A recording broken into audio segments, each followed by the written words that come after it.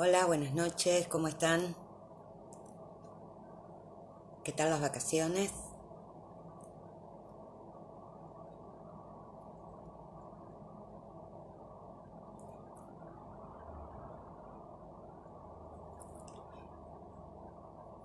Bueno, espero que estén muy bien, con ganas de que arranquemos este segundo cuatrimestre.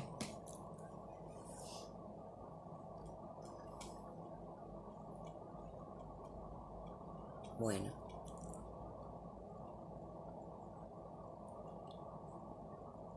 hoy vamos a trabajar sobre Guillermo de Ockham. En realidad, eh, algunas cosas no son demasiado precisas en relación a Ockham. Una es su fecha de nacimiento, que se calcula entre 1280 y 1288. Fue un fraile franciscano, un filósofo escolástico inglés. Vamos a ver que pertenece al periodo tardío de la escolástica. Y nacido en Ockham, que sería un pueblo pequeño de Surrey, cerca de Hest Horsley, en Inglaterra. En principio se unió a la orden franciscana, fue educado primero en un convento franciscano en Londres, luego en Oxford. No completó ahí sus estudios y fue en el periodo posterior que escribió la mayoría de sus obras filosóficas y teológicas, que lo hicieron más conocido. Sus ideas en realidad fueron objeto de bastante controversia y acá también hay diferentes registros sobre qué ocurrió realmente con Guillermo.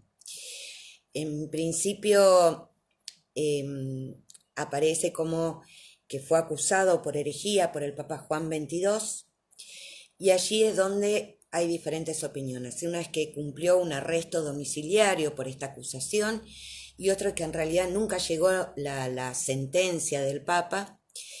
Y en relación a eso, lo que hace es irse de Aviñón en 1328, llevándose el sello de la orden franciscana, y se dirige a Pisa con otros frailes. Allí va a conseguir la protección del emperador Luis IV de Baviera y de hecho tras esta huida fue excomulgado. Sin embargo, nunca fue por la Iglesia condenado su pensamiento totalmente. Fue el líder de un pequeño grupo disidente de franciscanos en la corte de Luis en 1342 y murió el 9 de abril de 1344 en un convento franciscano en Múnich, a causa, se dice, de la peste negra. En 1359 la Iglesia lo rehabilita póstumamente, o sea, lo vuelve a considerar como parte de la Iglesia y de la orden franciscana. El periodo en que estuvo en Aviñón marca un antes y un después en el conjunto de la obra, que queda dividida en torno a dos grandes periodos. El primero, previo a su estancia en Aviñón, donde lo que lo ocupan son las preocupaciones filosóficas y teológicas, y el segundo, que comienzan con su huida de Aviñón y tiene que ver con las reflexiones más filosóficas y políticas.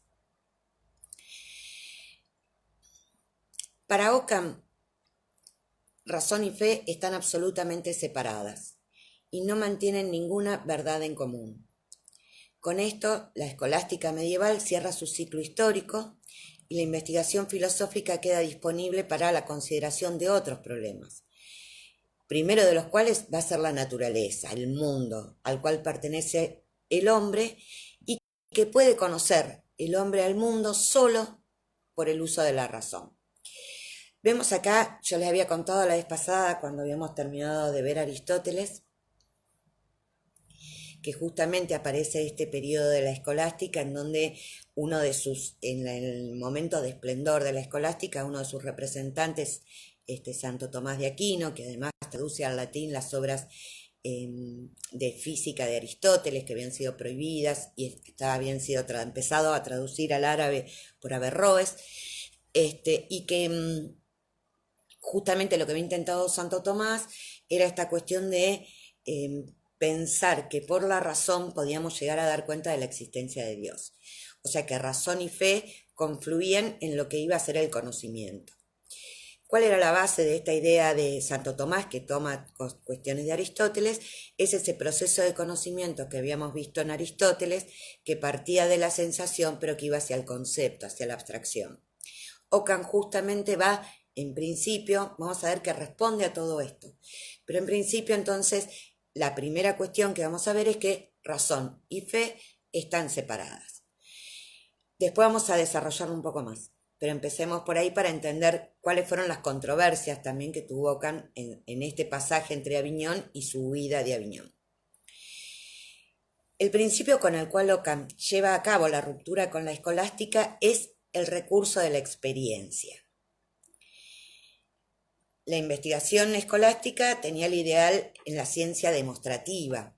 Esta reconocía en la teología una ciencia puramente práctica, pero incapaz de alcanzar verdades especulativas. El recurso de la experiencia conduce a Ockham a poner el fundamento de todo conocimiento en ella, y por otro lado a rechazar todo conocimiento posible cuando trasciende los límites de la misma. La base del conocimiento, la experiencia. Esta actitud va a ser además la raíz del pensamiento científico moderno, que se va a desarrollar siglos después, pero que no solo se trata de la reorientación de la razón, su papel va a limitarse, el de la razón, a acompañar a los sentidos, que son para él el principal de los órganos del conocimiento. Entonces tenemos la experiencia y tenemos a los sentidos acompañados de la razón para lo que va a ser el conocimiento. Ockham intenta explicar esto de una forma sencilla y para eso aplica su principio de la navaja de Ockham. ¿Qué quiere decir esto aplicado a la filosofía? No hay que multiplicar los entes sin necesidad. Si hay más de una solución para una cuestión, habrá predilección por la más simple, siempre que sea válida. En consecuencia, se omiten los complicados procesos de abstracción o de la referencia a las ideas innatas. Conocemos la realidad de un modo directo e intuitivo a través de los sentidos. Captar la realidad es tomar conciencia de su pluralidad. Solo los sentidos captan en su totalidad la radical originalidad de cada cosa. Es aquí donde entra en juego el entendimiento, formándose imágenes mentales de aquellas realidades que más semejanza guardan entre sí. Así explica Ockham el proceso de conocimiento. Nuestros sentidos se recrean en la exclusividad de cada criatura, y es el entendimiento el que selecciona aquellos rasgos que pueden tener en común con otras criaturas. Yo conozco el árbol, lo singular. Es a partir del entendimiento que puedo pensar en los árboles, pero de lo que yo tengo experiencia es del árbol, este árbol en la puerta de mi casa, ¿sí? Bien. El empirismo, aunque conocido y aceptado por muchos escolásticos, solamente con Ockham se convirtió en la fuerza que llevó a la caída de la escolástica. Por eso con Ockham termina la escolástica y comienza lo que se va a denominar nominalismo. Acá dos aclaraciones. El nominalismo ya tenía algunos antecedentes en Abelardo, en Duns de Escoto, pero es Ockham como su referencia más fuerte, por eso cuando se habla de nominalismo nos referimos a Ockham. También hay algunos que vamos a ver después por qué, que dicen que más que nominalista es conceptualista por el lugar que le da el concepto. Pero no, para entendernos nosotros lo vamos a ubicar en este lugar del nominalismo. ¿Qué queremos decir? Entonces, debemos rechazar no solo las ideas innatas, sino también todas aquellas ideas abstractas de las que no tengamos una experiencia empírica. Con ello, Ockham está tomando una posición en una de las disputas más controvertidas de la época, la polémica de los universales. en la que en cierto modo se combinan conocimiento y lenguaje. En respuesta a este problema es que desarrolla la teoría del nominalismo. Es singular. ¿Qué valor puede tener un concepto universal? Ocar entonces continúa la tradición de los nominalistas como Abelardo, que dirá que nada universal existe fuera del alma. Insiste pues ante todo en la función lógica del concepto. Los conceptos son signos naturales de las cosas, es decir, que no son establecidos convencionalmente como las palabras, sino que son producidas en el alma por las cosas mismas. Un concepto universal sustituye en la proposición a un conjunto de individuos semejantes. Quiere decir que cuando nosotros decimos al conjunto de árboles, árboles, no es una convención del lenguaje, sino que es una construcción del entendimiento en función de las semejanzas. ¿Se va entendiendo?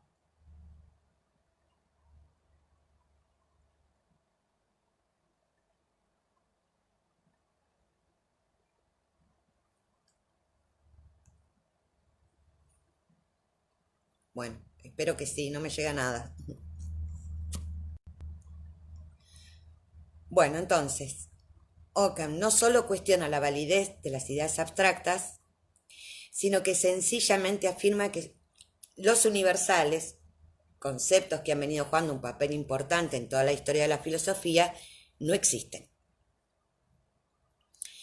Se tratan de creaciones humanas de tipo lingüístico y en realidad no son más que el aire de la voz.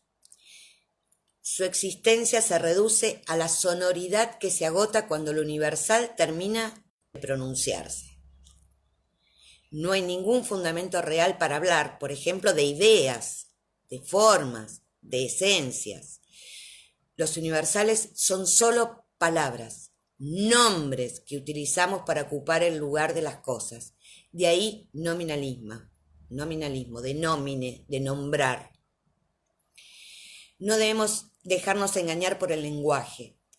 La palabra no crea la realidad, sino que es nuestra voluntad la que a partir de la realidad crea la palabra.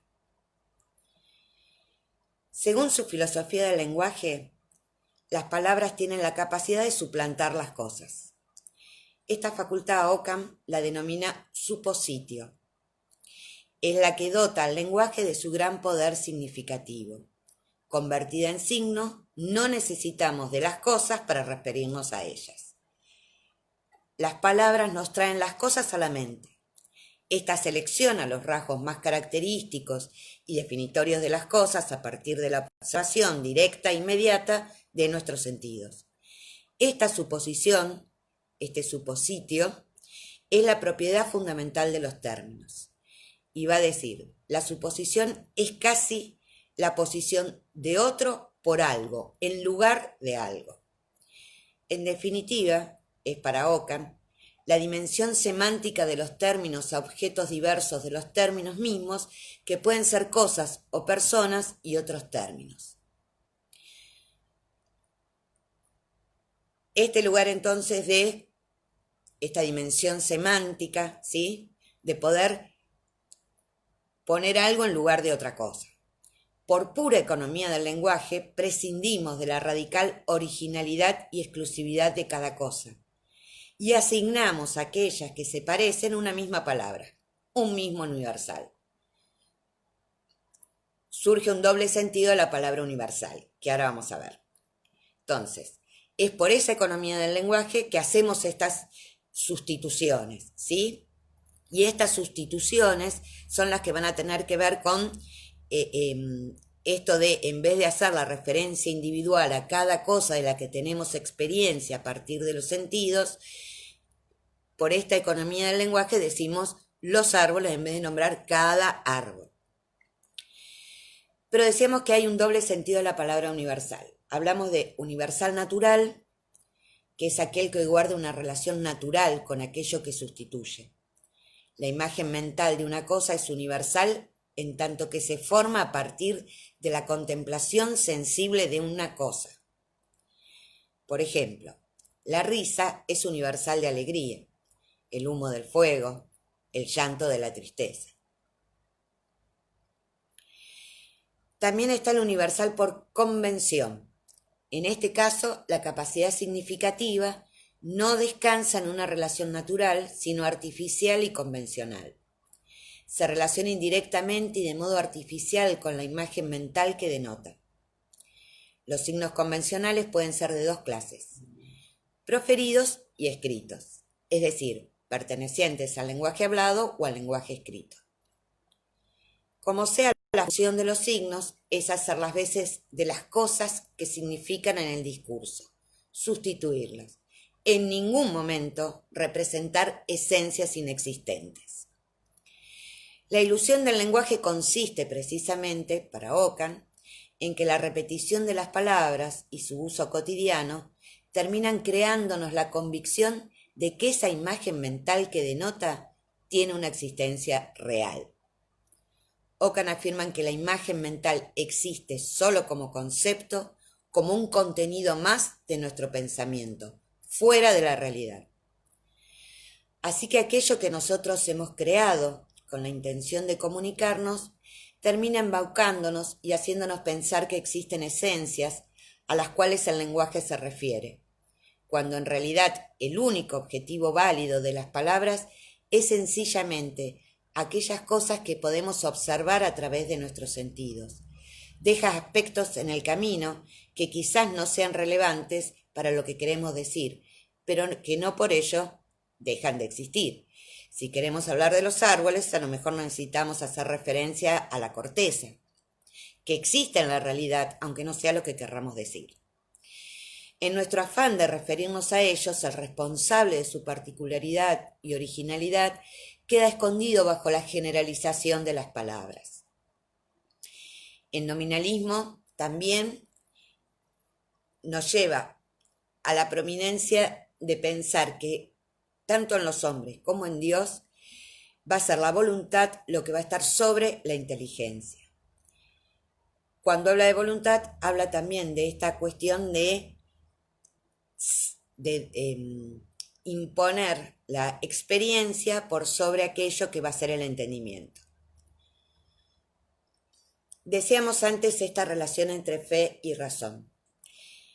Ockham abandona ese espacio común de la fe y la razón propuesta por Santo Tomás y va a decir que fe y razón son fuentes de conocimiento diferentes y con distintos contenidos, con lo cual el ámbito de la razón queda reducido y éste no posee ninguna posibilidad de acceso ni demostración de los contenidos de fe. No es por la razón que llegamos a la fe, ni la fe es superior a un grado más de la abstracción, no. En tal sentido, Ockham defiende la imposibilidad de la demostración racional, que es lo que hacía Santo Tomás, de la existencia de Dios y de la inmortalidad y trascendencia del alma. Pretende una exaltación de la omnipotencia y la libertad de Dios, lo que implica la imposibilidad de la existencia de un orden de esencias que conduzca hasta Dios, ya que eso implicaría ponerle límites a Dios. Dios no crea universales. Para Ockham, crea antes individuales y por tanto no existen universales, salvo entendidos como meros conceptos o términos lingüísticos. Solo mediante la intuición, que es el conocimiento directo, tenemos conocimiento de la realidad. Entonces, su idea de Dios tiene que ver con una idea de Dios, de razón,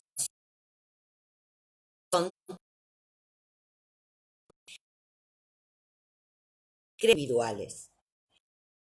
Es decir, los universales como tal no existen.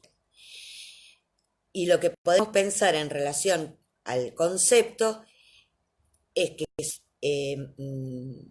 no tienen que ver con que sean los conceptos los que crean la realidad, sino que los podemos entender simplemente como términos lingüísticos, conceptos que están en nuestra mente. ¿Cómo conocemos entonces la experiencia a partir de los sentidos? Por la intuición. ¿Qué es la intuición? El conocimiento directo. Nada que ver con el conocimiento demostrativo que habíamos visto antes incluso en Aristóteles. Para Ockham, el conocimiento intuitivo es aquel mediante el cual se conoce con toda evidencia si la cosa existe o no, y que permite al entendimiento juzgar inmediatamente sobre la realidad o irrealidad del objeto. Además, es aquel que hace conocer la inherencia de una cosa a otra, la distancia espacial y cualquier otra relación entre las cosas particulares.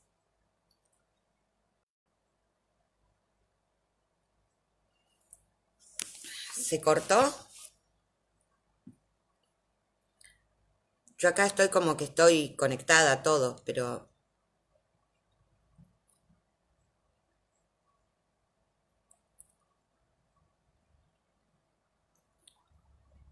Sí, igual lo vamos a retomar lo de la idea de Dios. Lo que decíamos en principio es que en esta cuestión donde él piensa a Dios como creador de individuales, no de universales. Por eso va a decir los universales no existen.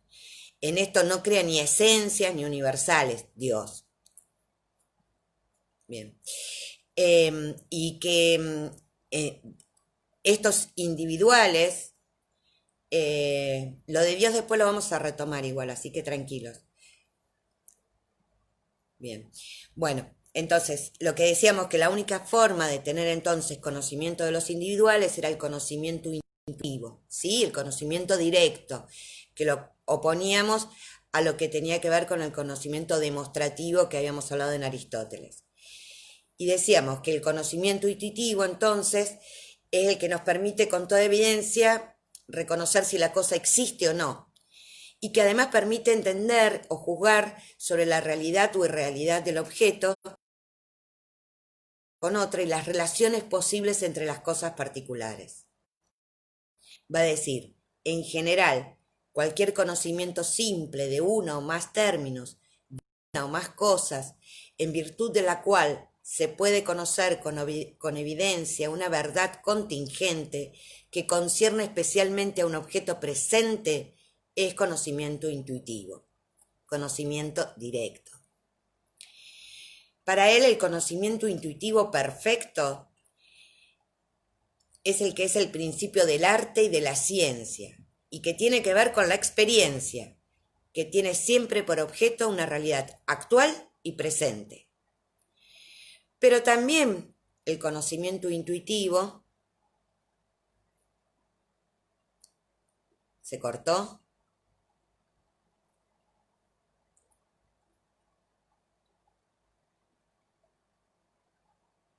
¿Están? ¿No están? Bueno.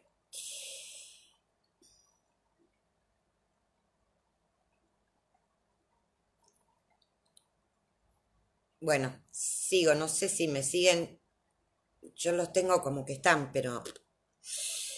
Bueno, decíamos el conocimiento intuitivo puede ser perfecto, que tiene que ver con la experiencia.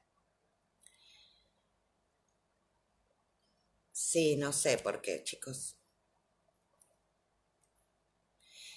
Bueno, entonces, retomando, hablábamos del conocimiento intuitivo perfecto.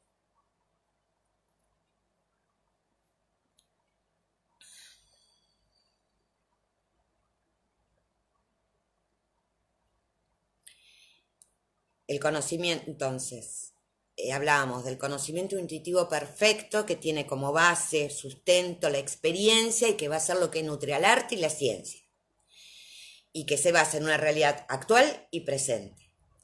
Pero también el conocimiento intuitivo puede ser imperfecto.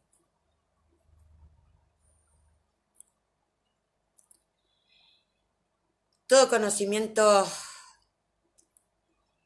imperfecto, conocimiento intuitivo que puede ser imperfecto, es el que se refiere a un objeto del pasado. Entre el conocimiento intuitivo perfecto e imperfecto hay una relación de derivación. Todo conocimiento imperfecto procede igualmente de una experiencia. La misma relación existe entre el conocimiento intuitivo y el conocimiento abstractivo, el cual realidad de su objeto. Este procede de aquel y solo se puede abstraer lo que ha sido previamente experimentado. Entonces, justamente lo que estábamos diciendo tiene que ver entonces con este conocimiento intuitivo, conocimiento directo a partir de la experiencia. Aquellas cuestiones que conforman un objeto del pasado puede ser un conocimiento intuitivo imperfecto o incluso abstractivo, pero en su origen tuvieron que haber sido en algún momento experimentados. El entendimiento entonces puede conocer intuitivamente las cosas singulares que son objeto de conocimiento sensible, ya que si no las conociera, no podría formularse sobre ellas ningún juicio determinado. Intuitivamente, el entendimiento conoce también sus propios actos y en general todos los movimientos inmediatos del espíritu, como el placer, el dolor, el odio. Con todo esto podemos decir que Ockham, como estamos viendo, no niega que el concepto tenga una realidad mental. ¿Se acuerdan que cuando empezamos les decía que era nominalista, algunos decían conceptualistas, por este lugar que le da el concepto, ¿sí? No niega que el concepto tenga una realidad mental, solo existe en nuestra cabeza. Pero esta realidad mental no es otra cosa que el acto del entendimiento. Es el entendimiento el que la crea, no es la cosa, ¿se entiende? Ese es el rasgo más acentuadamente empirista de la teoría del concepto de Ockham. La relación del concepto con la realidad no es justificada por él metafísicamente, sino explicada empíricamente con la derivación del mismo concepto de la realidad, que por sí sola produce en la mente humana el signo que representa. ¿Estamos? ¿No estamos?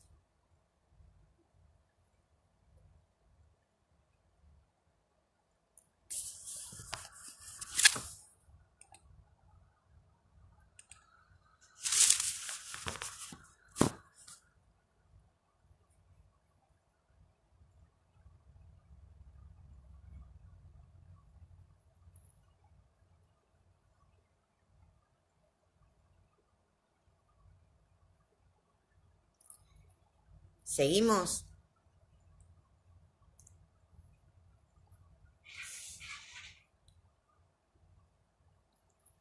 Bien. Bueno, retomando entonces, la heterogeneidad radical que planteaba Ockham en lo que habíamos visto de Razón y Fe, podemos ver, y decíamos que anticipaba lo que va a ser el pensamiento moderno, incluso pensamiento científico moderno, es porque en realidad de lo que va a hablar es de esta heterogeneidad entre ciencia y fe. ¿Por qué? Porque el entendimiento, sí, Mariel, el entendimiento deriva de la experiencia. Bueno, entonces, al despegarse de la fe y afirmar su incapacidad para afrontar asuntos teológicos, podemos emplear la razón para conocer la naturaleza, para ocuparse de lo que tenemos más a mano, los seres naturales, el mundo en que vivimos. La razón va a limitarse a acompañar a los sentidos, que son para Ockham el principal órgano de conocimiento. Ockham afirma que las verdades de la fe no son evidentes por sí mismas, como los principios de la demostración, que no son demostrables, como las conclusiones, que pueden aparecer o no, y que aparecen como falsas. Por eso, para él la teología deja de ser una ciencia, no es una ciencia, y se convierte en nociones prácticas y especulativas, desprovistas de toda evidencia racional y, por supuesto, de toda validez empírica.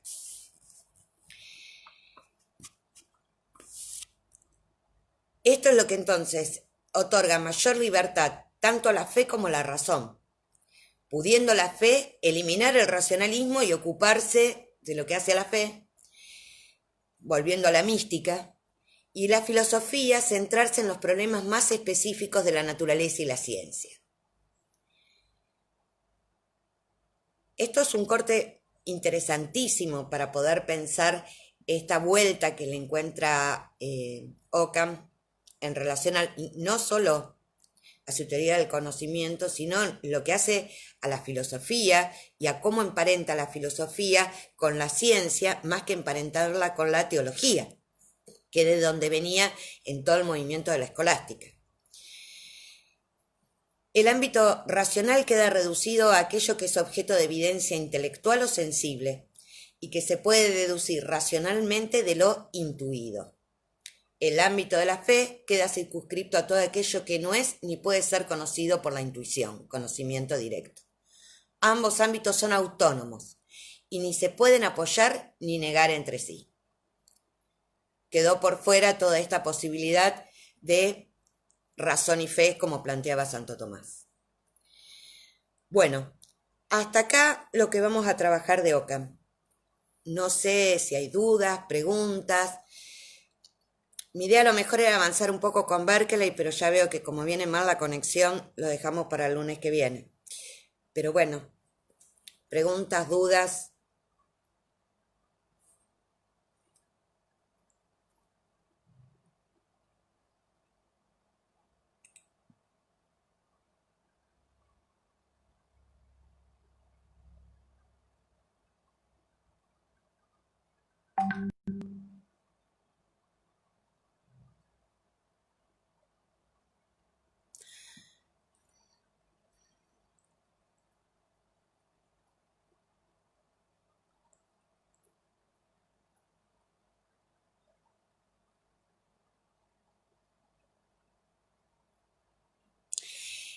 Mariel,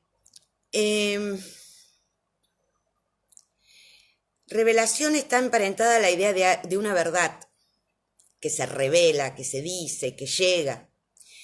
Para él acá no hay algo del orden de una verdad en términos de conocimiento de esa verdad. No hay un conocimiento racional. Hay algo del espíritu que puede creer, pero no está emparentado a la idea de verdad desde el lado racional o intuitivo. No sé si te contesto, pero bueno, por ahí.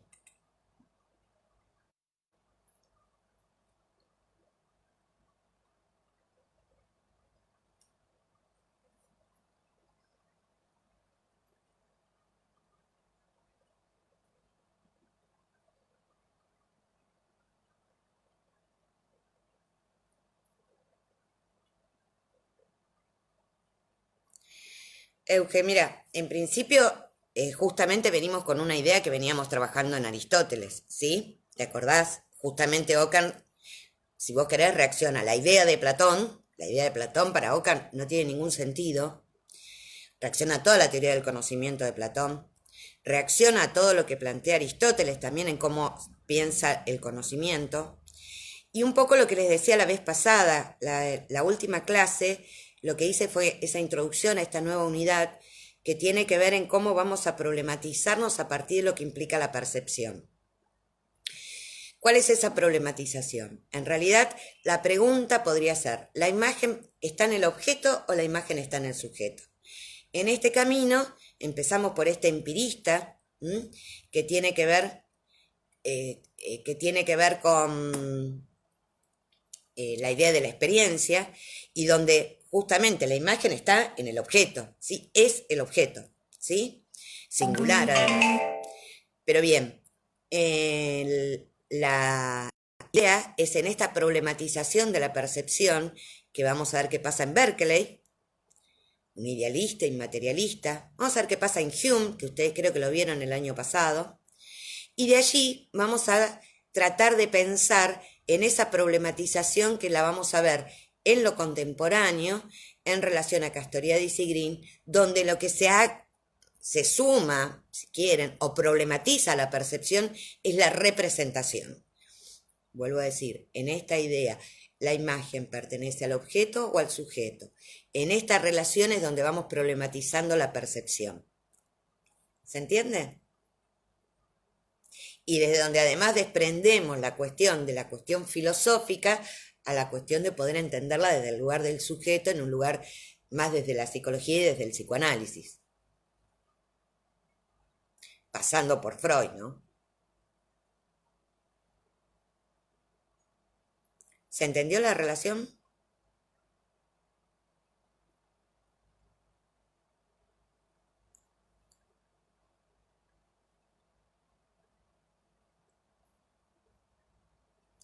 Sí, es empirismo y nominalismo. Yo les digo, para no mezclarse los autores, traten de relacionarlos con estos conceptos tan fuertes que no los van a repetir. Cuando hablen de nominalismo van a hablar siempre de Ockham. Entonces, tengan en cuenta, más allá de desarrollar el empirismo, la experiencia, el objeto, el sensible, el conocimiento intuitivo, nominalismo. Entonces, ahí se va a desprender todo esto que tiene que ver qué es lo que se nomina. La idea del universal en la mente no tiene una existencia por fuera de la mente como creación del entendimiento, pero pasado previamente por la experiencia, ¿sí? Entonces, con estas pequeñas referencias creo que es mucho más fácil después poder diferenciarlos, buscar relaciones, etc.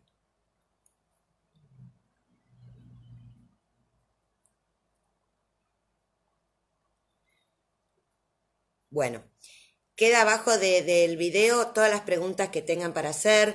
Si, bien, si hubo, a lo mejor en el vivo quedó todo unido y no quedó con las pausas. A lo mejor hay repeticiones, eso sí. Bueno, fíjense y si no en el vivo esto tiene alteraciones, me dicen y vemos cómo lo podemos resolver, ¿sí? Si no, la semana que viene nos vemos con Berkeley y, y vamos trabajando un poco eso, ¿sí?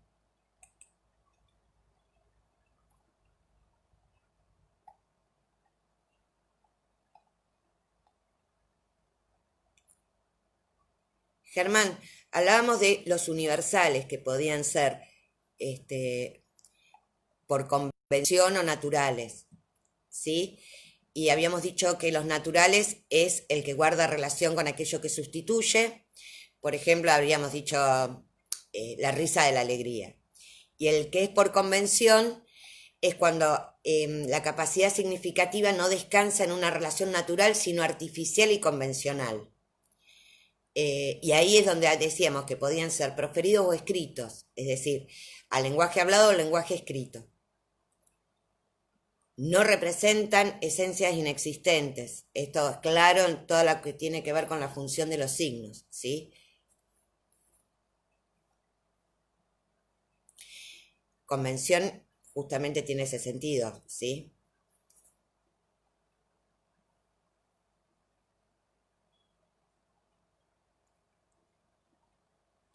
Malena, te manejas con los textos que están en el programa. Si nosotros a veces ampliamos un poco más para que se entienda, etcétera, pero manejate con los textos que están en el programa. Y la bibliografía, supongo que la va a subir la fotocopiadora, como en el primer cuatrimestre. No sé si ya lo ha hecho, no nos avisaron, pero lo va a ir subiendo la fotocopiadora que tiene todo el material en los capítulos digitalizados. Manéjense con la bibliografía del programa.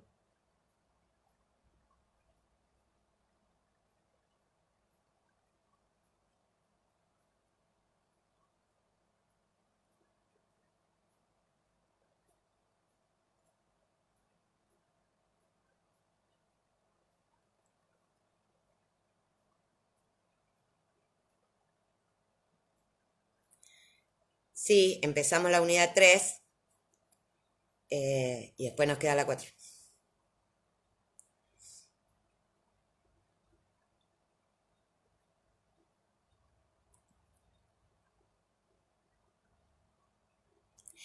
Mira, ¿se acuerdan que a principio del año yo les subí el link de el material que había puesto la fotocopiadora?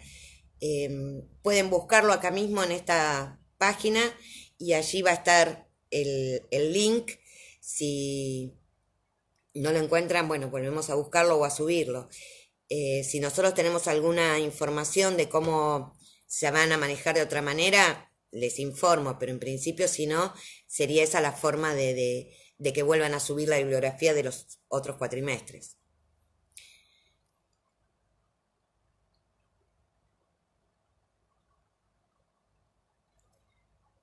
Bueno, gente, cualquier duda, consulta, arrancamos, así que háganla.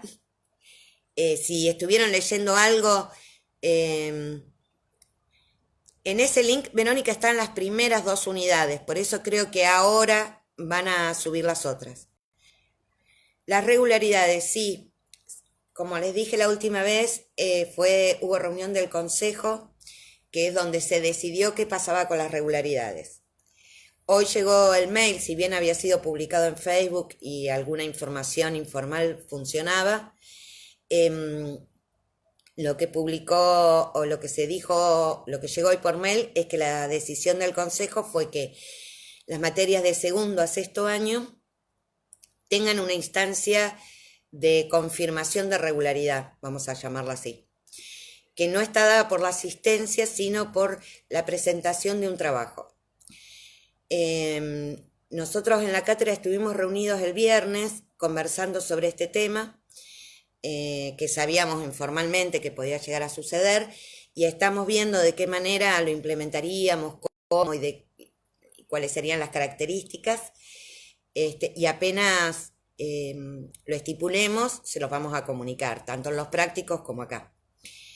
La idea fundamental es que va a ser algo integrador de algún texto, de algún tema, van a tener tiempo para hacerlo, y en función de eso y la presentación de ese trabajo es que